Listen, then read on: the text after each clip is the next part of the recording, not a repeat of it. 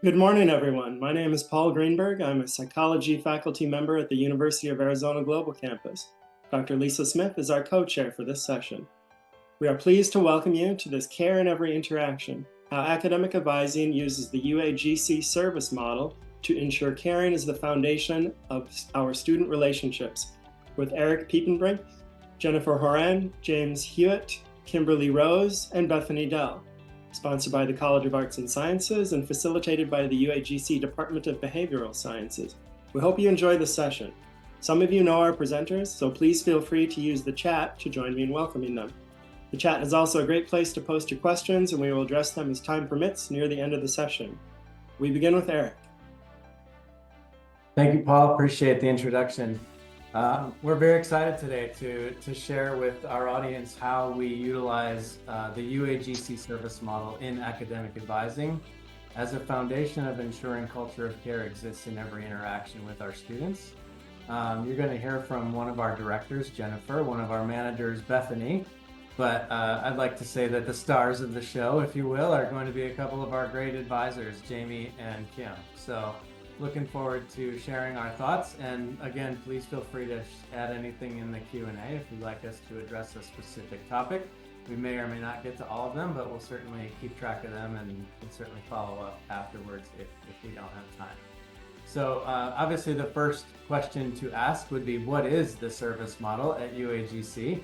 So Jennifer is going to walk us through what that is and how we know what we're doing with every interaction with students.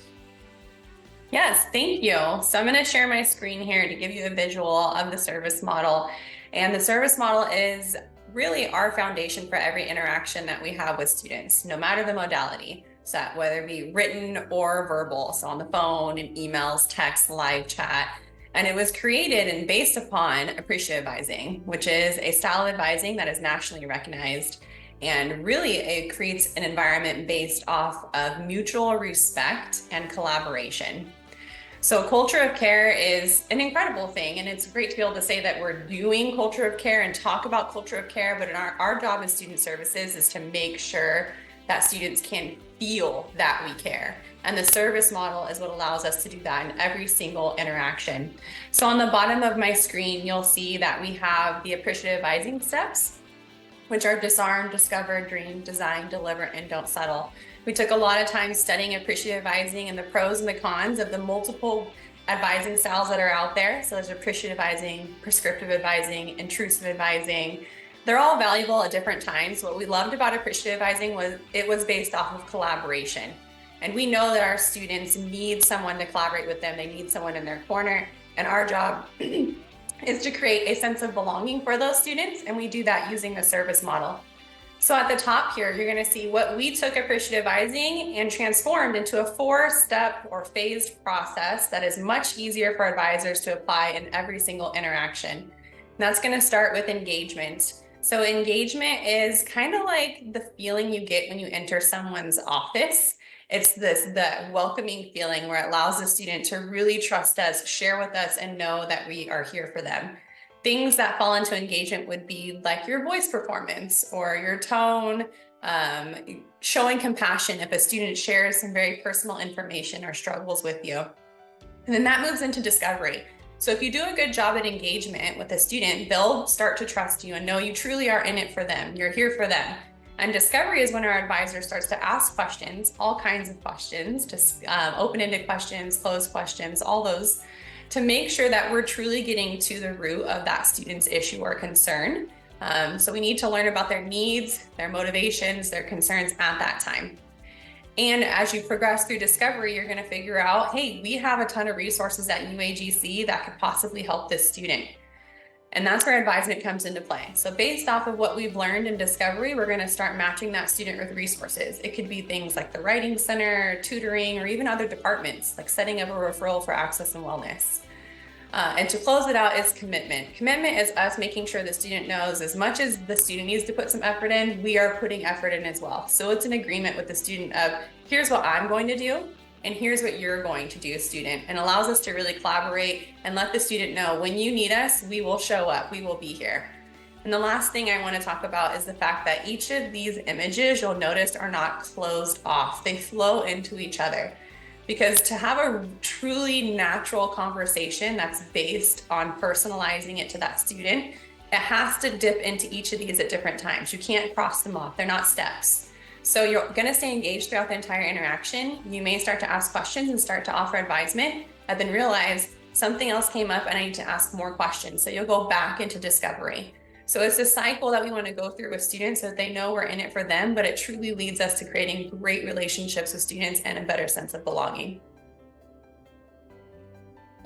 Thank you. So with that basic understanding of what the UAGC service model is, I'd love to hear from our advisors. So Jamie, I'd love to start with you. Can you just give us some high-level thoughts on how you utilize the service model to ensure that the culture of care exists in every interaction? Sure. Thank you very much, Eric. When I think of the culture of care as an academic advisor, I always feel drawn to the ability to empower students. I always want students and my coworkers to know that I'm available to help them and it is okay to reach out to me with questions or concerns. As an avid sports fan, there's a saying that I feel applies to more than just sports. That saying is, the greatest ability is availability. Showing care is more than just helping someone through a situation and then being done with it. I want that individual to know that I will continue to be there for whatever else may arise. I also feel as a caring person that you take the time to teach others when needed. This helps with their confidence. It allows them to do for themselves and become more self-sufficient, and it encourages critical thinking and problem solving. Is there any one piece of the service model that you feel most embodies the culture of care? For me, it's the engagement. Showing the student or coworker that you were there in that moment. This allows them to feel comfortable in that space. This leads to someone sharing what their actual concerns are, listening actively, as it can be easy as an academic advisor to miss what's really needed if you're not paying close attention to what's being said. I have been an academic advisor for over 15 years now, and I can say with that level of experience, it can be easy to go to the default of I know how to fix this for the student. However, in that you can miss the true point of the interaction and not actually help the student to the fullest potential. One of the ways that I combat this is by the mantra that when I'm on the phone with a student or helping one of my coworkers, that in that moment, that is all that matters. Take all the time that is needed to help and don't worry about the next thing. Life is an unknown and it can be stressful for everybody. A lot of what I try to do is to elevate the stress where possible. That comes from listening and allowing students to, as they say, empty their cup. It can be from making a joke to get another person to laugh, even for just a second. Laughter is a great stress reliever. I love the times when I've been on a phone with a student or helping a coworker, and I can hear or see the stress level in their voice or their facial expressions. Then as the call goes on or that interaction goes on, that you can see that stress level decreasing. You can hear the weight being lifted. Those are powerful moments for me. I know that I did something to help someone, and I hope that they feel cared for in those moments. My ultimate hope is that in those moments where I have made someone feel cared for, is that it will in turn do the same for someone else. We really never know how much impact we have on others, but it is my belief that an act of kindness, compassion, caring creates ripple effects that impacts many lives for the better. One key thing that you just said was, and I think a young advisor or a new advisor struggles with this a little bit. There is a lot of very similar stories in our student lives, and it's very easy to go straight to the advisement. It's, oh, I've heard this one before, and I'm going to tell you what you need to do. Whereas that discovery really, truly matters because every student situation is unique, and it takes a little bit of practice to learn that and really apply that. But thank you for calling that out because it's so important that we do that effectively. Kim, same high-level question to you. What are your thoughts on how the service model helps you with the culture of care? Absolutely. So thank you again for inviting me to have this conversation. And I would like to start back in the beginning. Culture of care for me started with my interview. I was heavy with excitement at the end of the interview because the culture of care was refreshingly foreign It was almost too good to be true. I needed it to be true. UAGC is the third institution I've worked in as an academic advisor, and my previous institution, I was there for almost 10 years. And after COVID, it became a very toxic environment. So culture of care, understanding that this was something that came from the top down all the way to us advisors, was very refreshing for me and very needed. What I found is that our students come battered and weary and worn out by school, by work, by family situations and health concerns. They feel that college is their only way out, but they don't know how to make it work. And so what we discover in our discovery is that our routine calls are not always routine for students, and that college is not routine for everybody.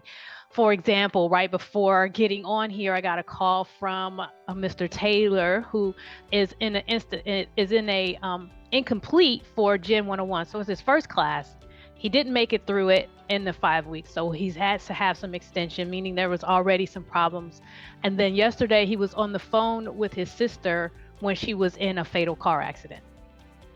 And so it's devastating to even hear that, much less to try to live through that, and to have the wherewithal to call school and say, I really still want to stay active in this class. I need to get this stuff done, and to try to work through this problem with the student. I obviously cannot fix this for him, but I could give him the support that let him know. And thankfully, we had already had conversations prior to this so that he knew that I was there to support him.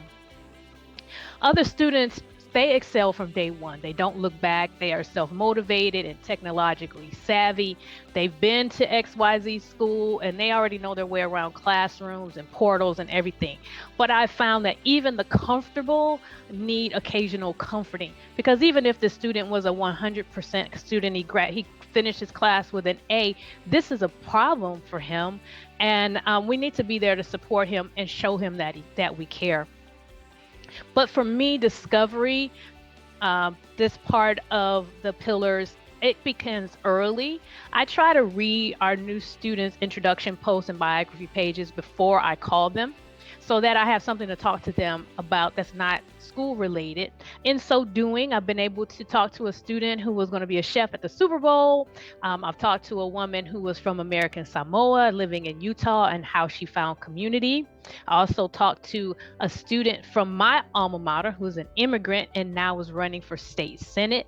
And so I've been able to take those nuggets that I'm finding, put them in my notes. And so myself and the other AAs have a point of contact that is a human point of contact when we're discussing things with these students. So even if I don't get to talk to them about all the templated material that may be in the activity I have for the day, if I can make a solid connection with them, I can close the activity as successful. I receive joy as well when I'm talking to a student, just like Jamie said, and they're excited about our next communication. And they know at the end of that communication that they're more than a student, but that we see them as a human and that we're concerned about everything that is in their world. As an advisor, I have been given permission from the highest point, thank you, Eric, to be able to talk to students and to listen to them as an individual, to be able to take all the time that I need to help them feel comfortable and confident, but also to set up activities so that I can call them for their birthday, to call Mr. Taylor after the funeral, and to be able to be more than just an advisor, but also a comfort to them. We are only one part of a wheel of support for our students. And I try to emphasize that our faculty, staff, and support resources on and off campus create this inertia to move the student towards success. Academic advisors cannot and do not support students alone.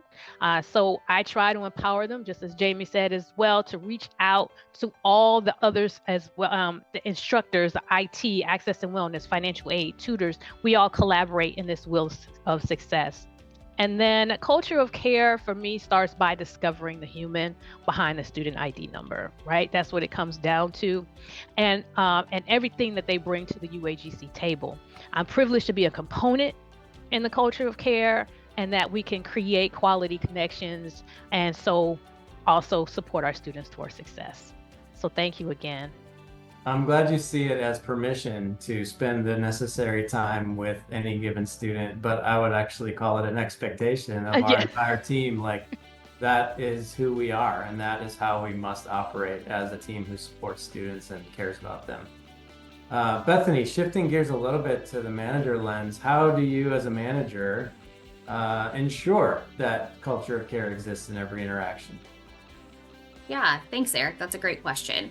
So those calls that Jamie and Kim are describing, managers are listening to calls every day and really looking to see, is an advisor bringing empathy? Are they asking questions? Did they advise and find the right resources to help that student? Did the student walk away getting all of the help that they needed without questions? Was everything that they were told going to happen actually happen on the file? If I see something that's amiss, I'm going to be connecting with my advisor about that situation. We play calls in team meetings. We play them in one-on-one so that we can hear and learn from each other.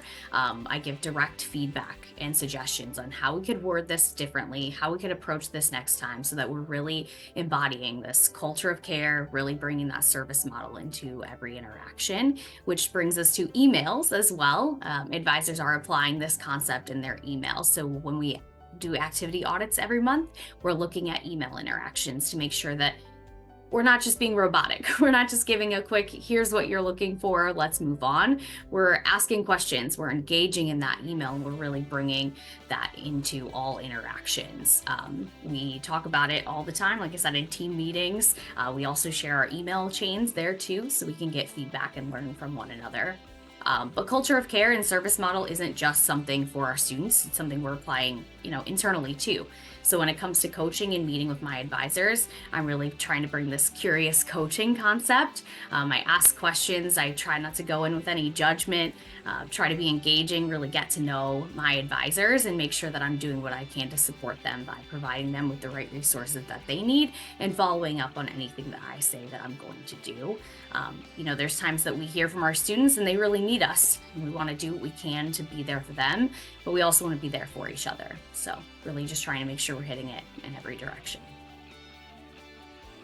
Love it. You mentioned curious coaching, and I know that's a big mantra within Jennifer's team of managers. So if either one of you would like to, dig a little bit deeper into that and how curious coaching and frankly, curious advising for our advisors with students, how does that play out? What does it look like? Sure. So curious coaching is something that I like to bring to my managers so that we can go into every interaction aiming to learn something. So like Bethany mentioned, do not go in with any assumptions. I do expect them to go in with real data, right? So there should be something that piqued your interest, go look at the data, but then transparency with the advisor and then questioning with that advisor to learn what is it that they're doing? Do they need more resources? Do they need help? And that way we can actually get to the root of the issue instead of assuming, oh, it's just because they don't want to do it, or it's because they don't know how to do it. Our job is to be curious, learn as much as we can. And often what we do is create relationships that are even stronger based off of that. We may learn there's something going on personal in their life. We may learn that they never were taught how to do that, or they were taught how to do it incorrectly. And that totally changes the trajectory of your coaching. And that can translate well to advisors and students too. It's asking questions, wanting to learn more, figuring out that very personalized solution for that individual. But it's a different way of thinking because often you look at something and you say, just like an advisor might, I know exactly how to coach to that. And my job as the director is to say, but you don't. Let's get to know that person. Let's ask questions. Let's figure out their approach. And maybe you can offer advice. But outside of that, your job is to just learn as much as you can and then move from there and really coach to behaviors, not that person as an individual. I would love to tie your commentary about data back to something Kim said earlier about templates. So we have a fairly prescribed contact strategy in advising. We're reaching out to students for all kinds of different things throughout their journey. Kim, can you expand a little bit on the template conversation where you said earlier that you don't necessarily always follow the templates? But what does that mean? What are the templates and what does that mean to you? Yes, sir. So most specifically with our brand new students, generally in a Gen 101 class, we try to have a contact every week. And so within that contact activity, there is a template of questions we should be asking or resources that we should be matching with the student from week to week. And most of the time, those things are talked about. But like with Mr. Taylor today, in the context of this conversation, it really wouldn't have been necessary to ask him if he had been in the writing center, or had he had time to look at week 3 assignments, because he had something else going on, right? And so it was more important for me to discover what resources he had at home, what support he has in order to get through this challenging time with his family, and then to maybe talk about specific goals for him to meet just in the short term, as opposed to this long-term goal. Let's look at the short term, what you can do, talking to your instructor, things of that sort. And so sometimes it's not as important to check off the list, but to engage with the student and make sure that we are value adding every time. That's Jennifer's word, value adding, whenever we're talking to our students. Thank you. And I guess one thing I'd like to just touch base on really quickly in our last couple of minutes here. One of the steps in the service model is commitment. Could either of you advisors expand on what that means and how you can tie that to the pillars of the culture of care? I'd be happy to. So the commitment part of it ties directly into advising too. It's important that we advise appropriately, that we're giving the correct information. Sometimes the student doesn't want to hear the correct information, but that's what they need that's the information they need. And then being willing to make sure that every part of what has been discussed is addressed on the student's file. If follow-up is necessary, that is done appropriately, just because that shows the student, hey, they're not just engaging, they're not just asking me questions, they're not just telling me what I need to know, they're willing to follow up. They are honestly concerned about my progress, my success. So that's what the commitment means to me. Make sure you follow through. No stone left unturned. Well said. Anybody have anything to add about any pieces of the service model that you've heard here today that triggered a thought? Yes, I would just add, based off of what Jamie said, I think commitment comes into a large place of advisors being the person that helps the student learn to be an advocate for themselves. So that is one of our main responsibilities throughout the day. Is we don't want to be an advocate for the student, honestly. We want to help the student find their voice, empower them to be an advocate for themselves. So it takes a lot of knee-to-knee coaching from the advisor to the student to get the student to the place to learn how to communicate for things in the best way possible and be as succinct as possible. And that honestly takes a lot of work from the manager to the advisor to prepare them for that too. So I think each of the pillars bleed really well into the service model, and we do really try our best to create that sense of belonging and make sure students know that we truly care for them. I would also add just really quickly that the commitment is also for the student. So sometimes we have multiple things that need to be done, and we can talk about a lot over a 30-minute, 40-minute conversation. So at the end, to wrap up and say, okay, so you're going to contact your instructor. So you're going to do this, you're going to do that, and then I'm going to do this. So I've done, and so just kind of pulling everything together, putting a bow on it so everybody knows what needs to be done or what has been done, I think is also part of commitment. Thank you all. I would just close us out today by saying, as you've heard here multiple times, every student is unique. Every student situation is unique. They do often come very similarly to other things we've experienced as advisors, because we work with students in similar phases of life, if you will. But it's so important, and we really do everything in our power in this team to make sure that we're present and engaged with every student at all times. We have a mantra that you've heard referenced here today, but it's hurry up and get to the next student, and then slow down and take great care of them.